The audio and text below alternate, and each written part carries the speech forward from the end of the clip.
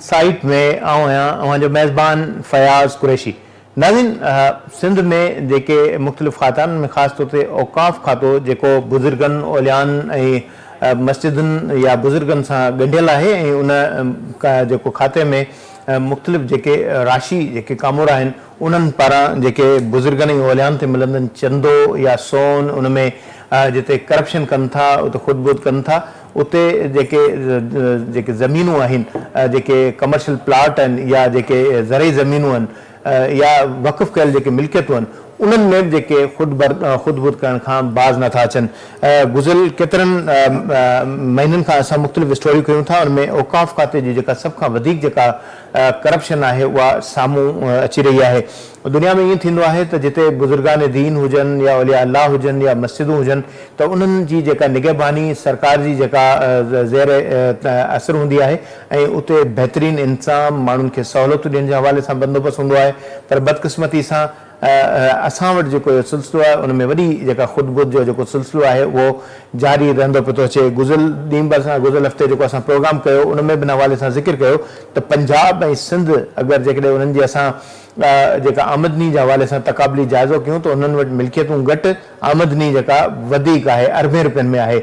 असां वटि जेका मिल्कियतूं वधीक पर आमदनी चंद करोड़नि में 20-25 करोड़नि जी लॻभॻि आहे। त अहिड़े नमूने सां मज़ारनि ते मिलंदड़ सोन हुजे चंदो हुजे उन में चोरियूं या उन्हनि में करप्शन उन में इहे अहिड़े क़िस्म जा वाक़िया जेके आहिनि उहो आए ॾींहुं रोज़ जो मामूल बणिजंदो पियो थो अचे। ऐं ख़ासि तौर ते जिते ज़मीनुनि जो मां ज़िक्र कयो त उते दरगाह जे हवाले सां या मस्जिद जे हवाले सां जेका ज़मीन वक़फ़ थिए थी त उन ते मुलाज़िम जेके आहिनि उहे बि जेके रिहाइश पज़ीर हुजनि था त उन्हनि जी मुमकिन आहे को क़ानूनी तरीक़ेकार हुजे उन मुताबिक़ उन्हनि खे जेका अलॉटमेंट थिए थी। त Sindh TV news investigation cell में असांजे जेको इन्वेस्टिगेशन सेल जो रिपोर्टर GM खोखर ऐं असांजे प्रोग्राम महिमान बि आहे ऐं उन इहा रिपोर्ट ब्रेक कई त जेका हैदराबाद में जेका मस्जिद आहे उन सां जेको वाॻियल जेको 2000 वालनि जी जेका मजमूई प्रॉपर्टी आहे उन में जेका प्रॉपर्टी जेका नॉन कमर्शियल हुई उनखे कमर्शियल करण जी जेका कोशिशि कई वई अलॉट कई वई कीअं कई वई उन में कहिड़े क़िस्म जी जेका साज़बाज़ कई हुई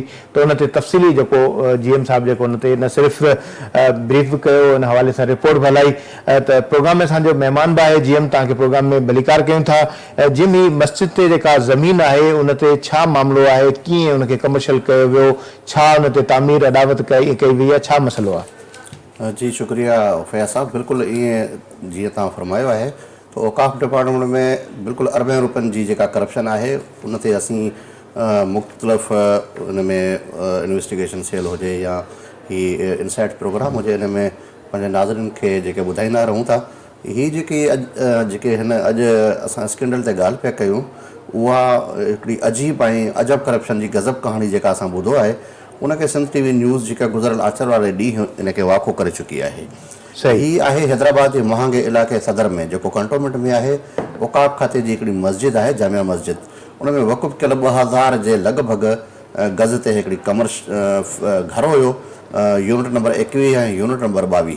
हिनखे कमर्शियल फ्लैट तौर ते जेके मनसूबे में ऑफिसरनि सम्बंध बिल्डर ऐं हिकु औरत आहे जेका रिहाइश हुई उते घर में उनजी मिली भगत जेका आहे उहा साम्हूं आई आहे।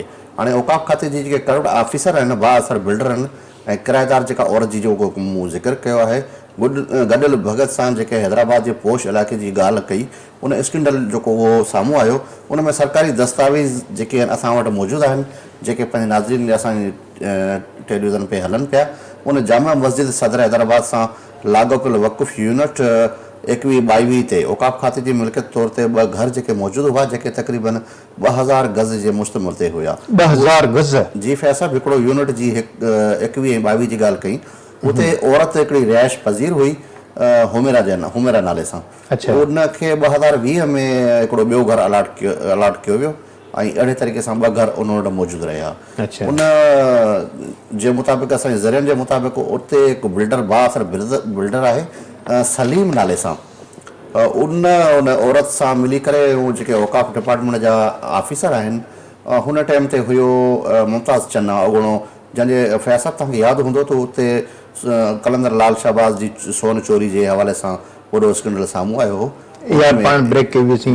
बिल्कुलु ऐं वॾो स्कैंडल हो उन में मुलवस हो मुमताज़ चन्ना ऑयल एडमिनिस्ट्रेटर हुयो उनखां इजाज़त लाइ हिन खे कमर्शियल बुनियाद ते फ्लैट तामीर करण वारे मनसूबे में इजाज़त वरिती वई, पर हिन इजाज़त ॾियण खां अॻु में छो त कंटोनमेंट एरिया आहे, कंटोनमेंट एरिया लाइ उनखां कंटोनमेंट जेका उनजी साइड आहे ऑफिस आहे कंटोनमेंट बोर्ड, उनखां इजाज़त वठणु लाज़िमी हूंदो आहे।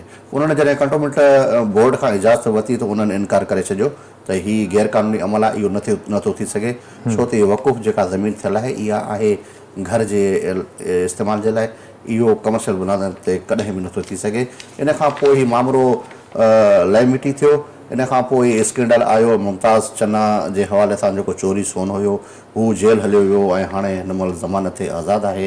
इन खां फौरी बाद में ॿियो एडमिनिस्ट्रेटर आयो अताउल्ला शाह आहिनि फया साहब, चीफ एडमिनिस्ट्रेटर। जी हा, उहो जीअं आया कल्चर में बि रहिया आहिनि, डीजी रहिया आहिनि, कल्चर रहिया आहिनि, ऐं हाणे जेको हू आहे स्पेशल सेक्रेटरी औकाफ़। अच्छा जी, उहो लॻल आहे। जीअं हू आया त उन सां ॿियो राब्तो कयो वियो। सिधी ॻाल्हि आहे त उहो हिकिड़ो मनसूबो उन्हनि जे ख़्यालनि में हुयो ऐं इन में को शक न आहे त ऑफिसरनि तरफ़ां का रिश्वत वरिती वई हुई औरत खां या बिल्डर खां, जो उहो मनसूबो उनखे मुकमल करिणो हुयो।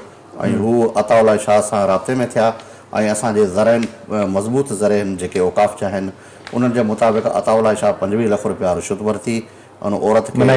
इल्ज़ाम आहे त बिल्कुलु इहे ऐं चोबोल बि आहे मार्केट में वधीक। रिपोर्ट में ज़िक्र बि आहे द ट्रांज़ैक्शन ऑफ 15 lakhs। जी फैज़ साहब, बिल्कुलु इनमें जेका रिपोर्ट आहे उनमें बि ज़िक्र आहे। ही जेका रिपोर्ट आहे हिन जो ज़िक्र मां अलॻि कंदुसि। हीअ रिपोर्ट अताउल्ला शाह जी ठहियलु आहे। ऐं फैज़ साहब, हीअ अताउल्ला जेको आहे हिन में 6 अगस्त 2024 ते चीफ एडमिनिस्ट्रेटर जेको हुयो अताउल्ला शाह जी, उनजो उहो बदिली वारो, उहो बदिली जो ॾींहुं हुयो उनजो 6 अगस्त 2024 ते। उहो जॾहिं बदिली पियो थिए त उन ॾींहुं हिन इजाज़त ॾिनी उन प्लाट खे कमर्शियल बुनियादनि ते तमीरात ऐं करण जी। अच्छा, वेंदे वेंदे हुन नोट कयो हिकिड़ो त हुन उहा मिल्कियत जेका औकाफ़ डिपार्टमेंट जी आहे उनखे हुन औरत जे मिल्कियत करार ॾिनो। उहो नोट असां वटि मौजूदु आहे, टेलीविज़न ते हले पियो उनजे अखर सां। ऐं हैरत जहिड़ी ॻाल्हि जेको मूं कई त हू बदिली वारे ॾींहुं, यानी कि तव्हां उन में बोर्ड जी तस्वीर बि मौजूदु आहे, जेको हिन टाइम ते बि औकाफ़ डिपार्टमेंट जी स्पेशल सेक्रेटरी जी ऑफिस में लॻल आहे। ऐं एडमिनिस्ट्रेटर जी हैदराबाद वारी ऑफिस वारो जेको चार्ट बोर्ड थींदो आहे उन में बिल्कुलु उनजी तारीख़ आहे, साॻी तारीख़ साॻे ॾींहं ते इजाज़त ॾिनी वई।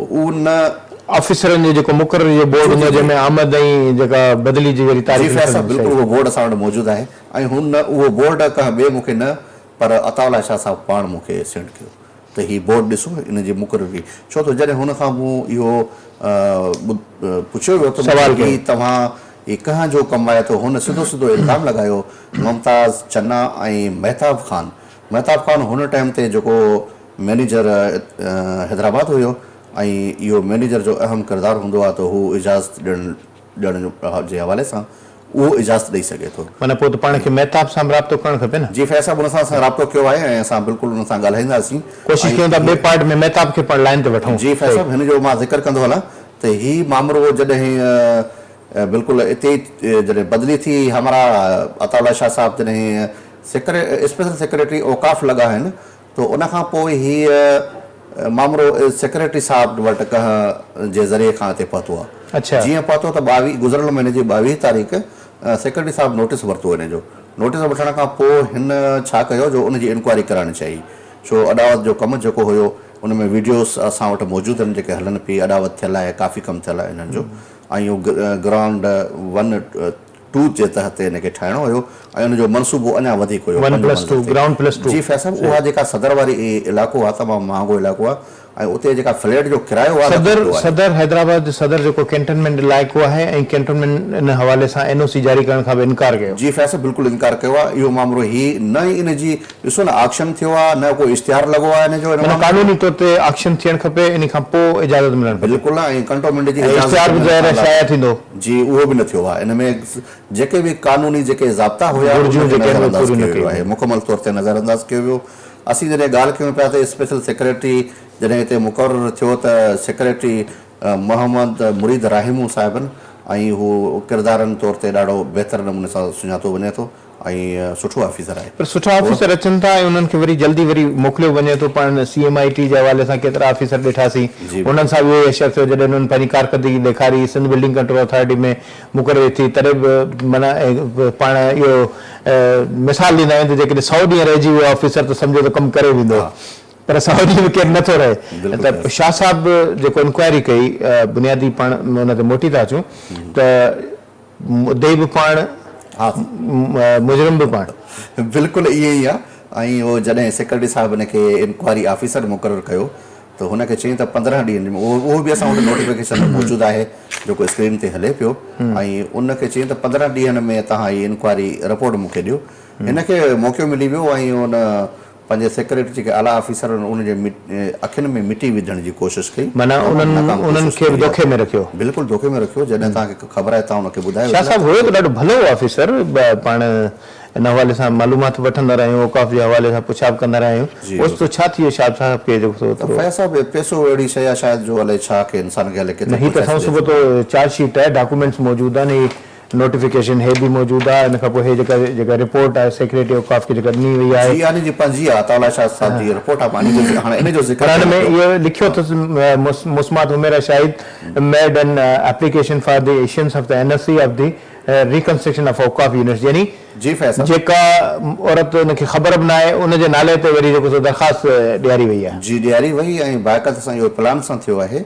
ऐं जेके असीं ज़िक्र कयूं पिया त जीअं हिनखे मुक़ररु कयो ऑफिसर, त हिन खे 15 ॾींहंनि में इंक्वायरी रिपोर्ट ॾियणी हुई। हिन छा कयो, 11-10 ॾींहंनि में रिपोर्ट तयारु करे सेक्रेटरी साहिब खे ॾियण जी कोशिशि कई। अच्छा, सूमर ते हीअ रिपोर्ट पेश थी आहे सेक्रेटरी जे दफ़्तर में, ऐं असीं जेका ब्रेक करे चुका आहियूं उहो हिकिड़ो ॾींहुं अॻु में हुई। असांजी जेका न्यूज़ हली उते इन्वेस्टिगेशन सेल में, उहा CM साहिबु ॾिठी।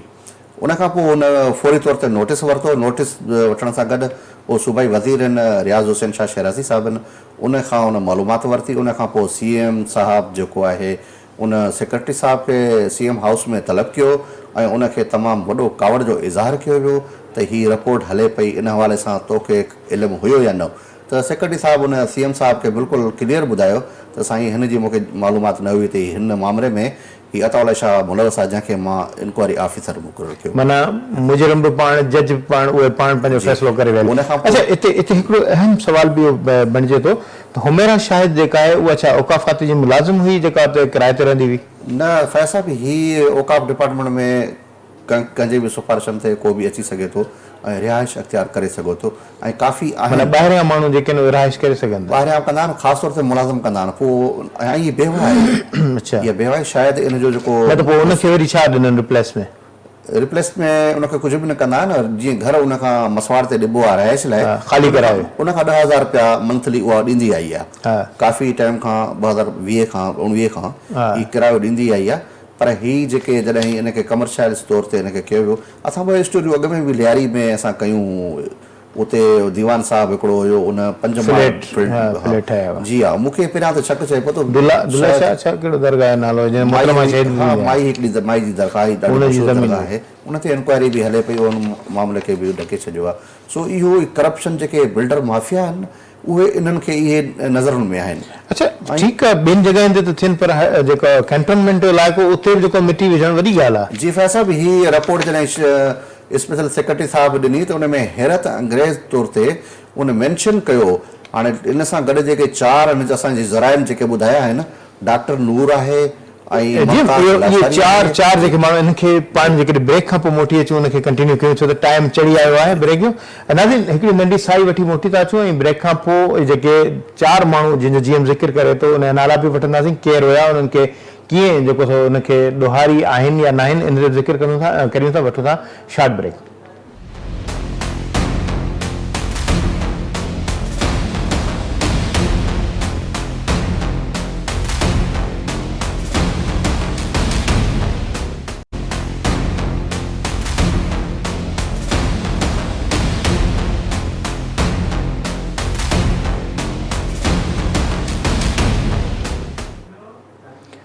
इनसाइट में ॿाहिरि भलीकार ॻाल्हि कईसीं थे हैदराबाद जी जामा मस्जिद जेका कैंटोनमेंट वारे इलाइक़े में आहे, उन ते उनजी जेका वक़्फ़ प्रॉपर्टी आहे उन ते क़ाइमु मसवाड़ जो जेको घरु आहे उहो बिल्डर सां साज़बाज़ करे अॻूणे अमलदार अताउल्ला शाह साहब जेके आहिनि उन अलाट कई, पर इल्ज़ाम जेको आहे उनखे पाण बचाए ॿियनि जे ॻीचे में विझण जी कोशिशि कई आहे। ऐं जेका हीअ रिपोर्ट आहे उन में लिखियलु आहे the then manager circle 1 Mehtab Khan stand dismissed from service, transferred the tenancy rights through affidavit. After some years, the building was demolished and request for reconstruction was applied. The then Chief Administrator Awqaf, Mr. Mumtaz Ali Channa, approved the request of Administrator with simple initiative, and an NOC was issued on 19 February 2024 without complication of the codal formalities. तो ही जेके ॿिनि माण्हुनि जे मथां इल्ज़ाम लगायो वियो आहे, चन्ना साहब ऐं मेहताब साहब, मूं ज़िक्र कयो त मेहताब साहब खे कोशिशि कयूं था लाइन ते वठूं ऐं टीम राब्तो करण जी कोशिशि करे रही आहे। तव्हां ॿुधायो 4 माण्हू जेके आहिनि उहे उन्हनि खे जेको बचाइण जी कोशिशि कई वई, जेके ज़िम्मेदार आहिनि ऐं जेके ज़िम्मेदार न आहिनि उन्हनि जे ॻीचे में फाव विझण जी कोशिशि कई वई आहे। जी फैज़ साहब, इन मामले में जेको आहे सिधो सो अॻूणो एडमिनिस्ट्रेटर यानी हुन टाइम ते जेको हाणे स्पेशल सेक्रेटरी जंहिं रिपोर्ट ॾिनी आहे इन मामले जी, अताउल्ला शाह आहिनि, ऐं उनखां पोइ आहिनि ग़ुलाम मोहम्मद हिकिड़ो आहे, उनजो नालो अचे पियो, ॿियो डॉक्टर नूर आहे, ॿियो इम्तियाज़ लाशारी, ही उन में मुलवस आहिनि बिल्कुलु। ऐं असीं इन जो ज़िक्र कंदासीं त हीअ जेका रिपोर्ट इन में जेका ॾिनी आहे स्पेशल सेक्रेटरी तौर ते, जेका पंहिंजे करतूतनि जी उनखे पाण समेत जेके 3 माण्हू आहिनि अहम पाण समेत, उन्हनि खे हिन जेके आहिनि लिकाए छॾियो आहे। उनखां अलावा जेके बेकसूर माण्हू हुया जंहिंमें मुमताज़ चन्ना ऐं मेहताब खान ज़िक्र कयो त मेहताब साहब सां पाण राब्तो करण जी कोशिशि कयूं था, चन्ना साहब सां कोशिशि कंदासीं राब्तो थिए, पर मेहताब सां राब्तो थी वियो आहे। अस्सलाम वालेकुम मेहताब खान साहब। जी वालेकुम सलाम। मेहताब साहब, प्रोग्राम इनसाइट में जेको औकाफ खाते जी जेका जामा मस्जिद आहे कैंटोनमेंट हैदराबाद वारे इलाइक़े में, उनजी NOC जी जेका हवाले सां जेका रिपोर्ट ठाही आहे अताउल्ला शाह साहब, उनमें तव्हांजो हुनमें उन ज़िक्र कयो आहे, नालो ॾिनो आहे, ऐं तव्हां सां गॾोगॾु मुमताज़ अली चन्ना साहब जेके आहिनि उहे उन्हनि जे मथां इल्ज़ाम आहे त उहे बिना जेको फॉर्मेलिटीज़ पूरो करिजे, कोडल फॉर्मेलिटीज़ पूरो करिजे, या जेका NOC जेका जारी कई, छा सम्झो था इहो जेको तव्हांजे मथां इल्ज़ाम लॻो आहे, तव्हां उन ॻाल्हि खे एतिराफ़ कयो था त वाक़ई तव्हां हुन में मुलविस आहियो? न, हिकिड़े त औकाफ खाते में इहा वॾी बदकिस्मती आहे त मां साबित करण जी मेहताब साहब तव्हांजो आवाज़ कटिजे थो, आवाज़ सही बचे थो, कटिजे थो, तव्हांखे हाणे अचे थी बिल्कुलु। जी सही असांजे औकाफ खाते जी डिपार्टमेंट में इहो वॾो मसलो आहे त माना जेका उहो सही खे ग़लति ऐं ग़लति खे सही साबित करण जी महारत था रखनि। सही हींअर जेका औकाफ डिपार्टमेंट के जेका सीनियर अफसरान आहिनि उन्हनि खे त हिननि हैदराबाद हेड ऑफिस सां साइड में करे छॾियो। हिकिड़ी लाबी जे तहत कुझु माण्हू जेका डिपार्टमेंट में कब्ज़ो करे वेठा आहिनि, इन्हनि में साईं सभिनी खां वॾे में वॾो जेको मसइलो हींअर थियो आहे जेका जामा मस्जिद सदर जी 2 नवंबर 21 ऐं 22 जो जंहिंजी परमिशन जेको आहे हिन वक़्त जे मैनेजर इम्तियाज़ लाशारी 2024 में ॾिनी, फेब्रुआरी 2024 में रिकमेंडेशन करे मोकिली चीफ एडमिनिस्ट्रेटर। सही 19 फेब्रुआरी 2024 पे चीफ एडमिनिस्ट्रेटर उन सागे के NOC ॾिनी कंस्ट्रक्शन जे लाइ।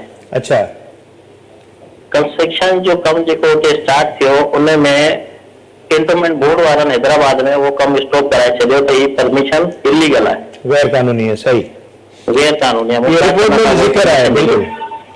जी हां, उन खां पोइ साईं जेको अगस्त में यानी 6 अगस्त ते वरी ॿीहर हिनखे परमिशन ॾिनी हुई अताउल्ला शाह साहब।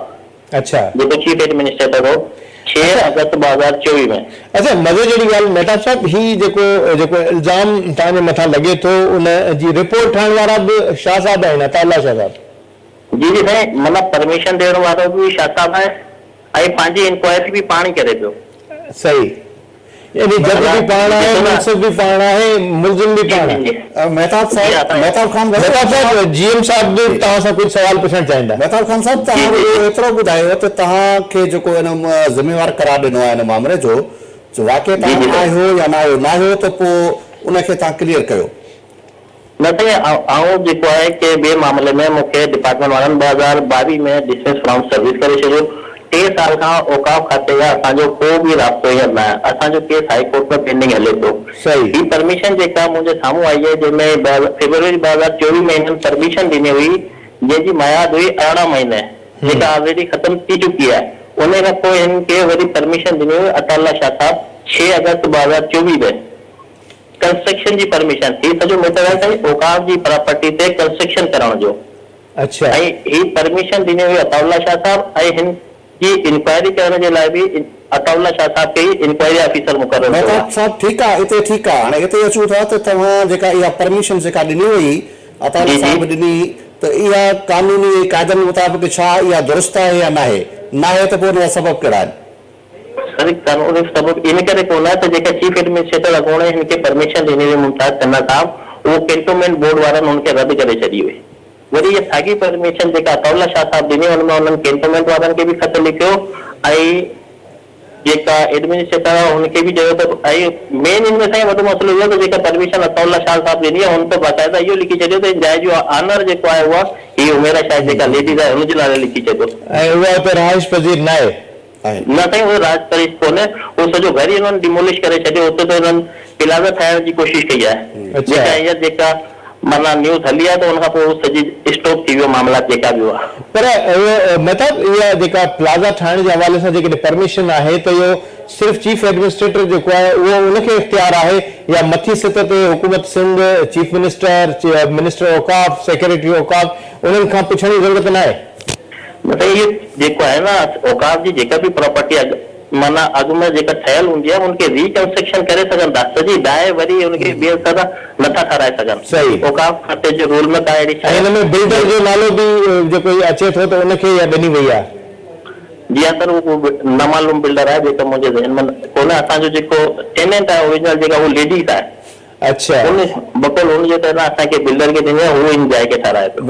मेहताब खान भाई, हाणे इन मामले जो वॾे वज़ीर नोटिस वरितो आहे, बाक़ाइदा सां नोटिस वरितो आहे ऐं उहो मामिलो हिन टाइम ते उन मामले खे जाचण लाइ CM आई वॾे वज़ीर जी जेका जांच कंदी आहे उन वटि मामिलो आहे ऐं उनजो अॼु बाक़ाइदा सां हिकिड़ो लेटर वॾे वज़ीर ॾे वियो आहे। उन खां पोइ इंक्वायरी शुरू थींदी। तव्हां कीअं था ॾिसो इन इंक्वायरी खे? छा किथे छा आहे? तव्हांखे हिन हवाले सां को राब्तो कयो वियो आहे पेश थियण जे हवाले सां? को न साईं, असांखे को राब्तो कोन कयो आहे, पर साईं मसइलो इहो आहे त जेकॾहिं इंक्वायरी हले थी हुन में साल लॻनि था, 2 साल लॻनि था, पर जेका हिन वक़्तु सीटनि ते मौजूदु आहिनि, जेका हिन इलीगल कम में जेका मुलविस आहिनि उनखे न को अञा ताईं सस्पेंड कयो, न को उन्हनि जे मथे का कार्रवाई कई वई आहे अञा ताईं। सही बता भाई कीअं ॾिसंदो आहे? तव्हांखे उमेद आहे हिन में? छो त तव्हां त मुलविस न आहियो, सिधी ॻाल्हि आहे। तव्हां 2022 में तव्हांखे हिन मां आउट कयो वियो डिपार्टमेंट मां, नौकरी मां, ऐं हीउ मामिलो आहे 2024 जो। त हिन में जेका रिपोर्ट में अताउल्ला शाह स्पेशल सेक्रेटरी हैसियत में ॾिनी आहे सेक्रेटरी खे, इन में त बिल्कुलु तव्हांखे मुलविस करार ॾिनो आहे त हीउ इजाज़त ॾींदड़ माण्हू आहिनि।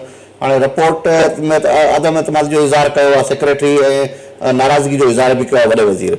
तो इनखे वॾे वज़ीर साहब जी जेका ही पंहिंजो शुक्रगुज़ार आहियां जेका तव्हां मीडिया ते हिन ॻाल्हि खे उथारियो, जेका हक़ाइक़ साम्हूं अची वियो, न त हीउ सॼो मलबो असांजे मथे ई हारे छॾंदा।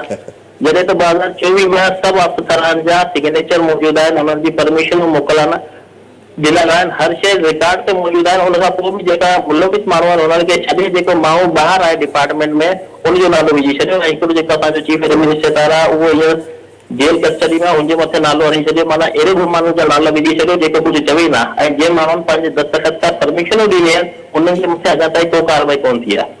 अच्छा मतलब हिन में हिकिड़ी ऑब्जर्वेशन जेका शामिल आहे, हिन में लिखियल आहे त following observation are raised original tenant has sold out the property in 15 lakh rupees which belong to the Auqaf department. तो ये जेका ट्रांजेक्शन थी आहे उन जे हवाले सां का तव्हांखे ॼाण आहे?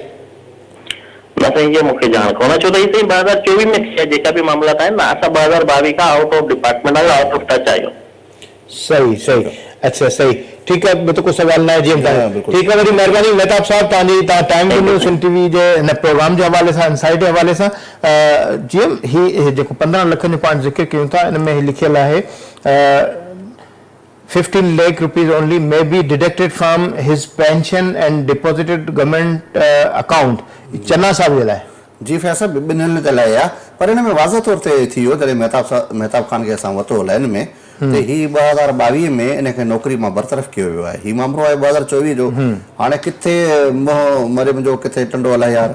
हाणे इहो इन में त फैसला 2 सालनि जो दौराने आहे, 2 ॾींहं जो। इन में त बिल्कुलु सम्झण वारा सम्झी वेंदा ऐं ॾिसंदा। ऐं वरी असीं जेको अचूं था इन रिपोर्ट ते तो ही मवाद तमामु घणो आहे फैज़ साहिब इन ते ॻाल्हाइण लाइ, पर ही मामिलो ॾाढो अजीब आहे। ॾिसो CM साहब नोटिस वरितो आहे ऐं इनखे सूबाई वज़ीर खे सॼे मामलनि जी ख़बर आहे ऐं उन बि कावड़ जो इज़हार कयो आहे पंहिंजे ऑफिसरनि जे मथां। पर हैरत जहिड़ी ॻाल्हि जेका इहा ई बीहे थी त इहो माज़ी में बि फैसला रहिया आहिनि, अलाए केतिरा माण्हुनि खे इन्हनि जेके इल्ज़ाम लॻा आहिनि इन जे करप्शन जा या इन्हनि जा, त उन्हनि खे जॾहिं बि इंक्वायरी CMIT में या किथे बि इंक्वायरी थींदी आहे त उन्हनि खे बरतरफ़ कयो वेंदो आहे, साइड ते कयो वेंदो आहे। ऐं कानून ऐं क़ाइदा बि चवनि था त जेकॾहिं तव्हांजे मथां इल्ज़ाम आहे त तव्हां साइड ते थी वञो ऐं इल्ज़ाम मां जेकॾहिं क्लियर तव्हां थियो था त पोइ तव्हांजी सीट ते वेहंदो, न त मूंखे ज़हन में हिकिड़ो क्लिक थिए थो त गुज़िरियल सालनि में के मुलाज़िम फारिग बि कया विया ऐं उन्हनि खे बि शायदि रीस्टोर कयो वियो, अहिड़े क़िस्म जी का जी फैज़ साहब बिल्कुलु ईअं ई आहे। ऐं 3 मुलाज़िम आहिनि ऐं CM साहब उन लाइ 3 दफ़ा सेक्रेटरी खे ख़त लिखिया त हिन ही बेकसूर आहिनि ऐं इन्हनि खे महर साहब गनी महर अब्दुल गनी महर चीफ एडमिनिस्ट्रेटर हुया, असां लाइन में वरितो होसीं। उन इल्ज़ाम बि उन हया आहिनि, उनजे मथां इंक्वायरी बि हुन कई हुई। जॾहिं उहा एंटी करप्शन में वई त एंटी करप्शन में साबित न थी ऐं उल्टो उन अब्दुल गनी जे मथां FIR थी ऐं उनखे असां बिल्कुलु प्रोग्राम कयोसीं, तव्हांखे यादि हूंदो त अहिड़ा औकाफ़ डिपार्टमेंट में करप्शन ऐं अजब कहाणियुनि जा दास्तान भरिया पिया आहिनि। ऐं जेका तव्हां ज़रे ज़मीन जो ज़िक्र कयो फैज़ साहब, त उन में बि असां कुझु ॾींहंनि में प्रोग्राम कंदासीं ऐं तमामु वॾो करप्शन आहे उन में, तमामु वॾी करप्शन। इहा हिकिड़ी पाण इंटीमेशन ॾियूं था पंहिंजे व्यूवर्स खे त असां ईंदड़ जेको प्रोग्राम में कोशिशि कंदासीं त जेका ज़रे ज़मीन जेका फार्जरी थी आहे उन जे हवाले सां जेको इहो मामिलो साम्हूं आणियूं। पर जेको 3 मुलाज़िम जी पाण ज़िक्र पिया कयोसीं उन ते थोरो इहो नज़र विझूं त इहे कहिड़े मामले में हुया? फैज़ साहब हिकिड़ो त मैनेजर आहे इम्तियाज़ लाशरी जेको आहे, जंहिंजे मथां इल्ज़ाम आहिनि त उन इजाज़त ॾिनी आहे ऐं उन जा लेटर मौजूदु आहिनि, मूं वटि बि आहिनि, सभिनी वटि आहिनि, त इजाज़त उन ई ॾिनी आहे। सही, ठीकु आहे। ऐं डॉक्टर नूर ऐं अच्छा इहे जेके ग़ुलाम मोहम्मद डॉक्टर नूर ऐं इम्तियाज़ लाशारी आहिनि, इन्हनि जी जेका अपॉइंटमेंट आहे उन जे बारे में बि मूंखे ॼाण मिली आहे त हू गैर क़ानूनी तौर ते हिते वेठा आहिनि इन पोस्टनि ते। ऐं अनक़रीब उहो बि असीं इन्वेस्टिगेशन जे ज़रिए पंहिंजे नाज़रीन खे उहो बि निशानदी कंदासीं।